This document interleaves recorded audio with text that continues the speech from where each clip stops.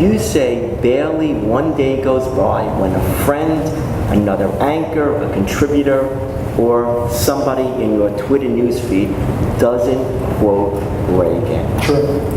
A day.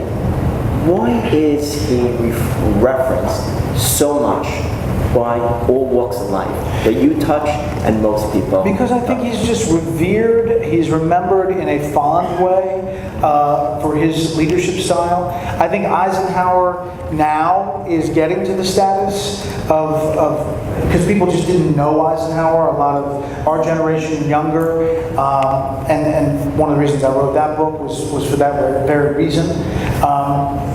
The younger generation doesn't really know Reagan like our generation and one older does.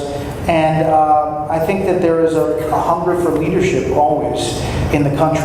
I think there's always this thought of who can lead well. He just didn't. He was kind of underestimated at the time. And I think in retrospect, looking back, some of these moments play out with stories throughout his presidency. I'll tell a quick story. I met President Reagan in 1987.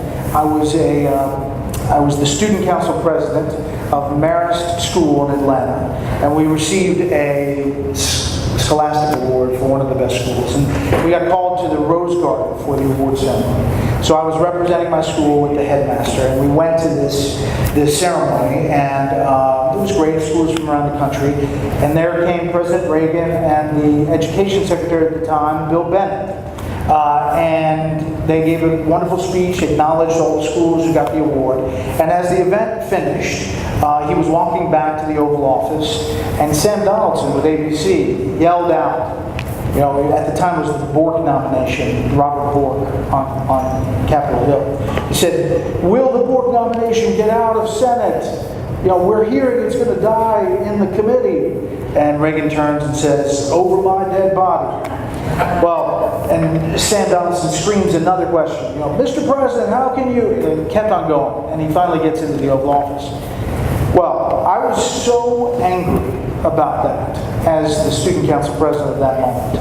I went back to my school. I was the sports editor of the paper as well. And I decided to write a news op-ed that said, "The press needs etiquette. They cannot take away from this education ceremony. They have enough access to the president. They have press conferences. This is so rude and obnoxious. The press needs etiquette." And I had this long piece that I wrote in the paper.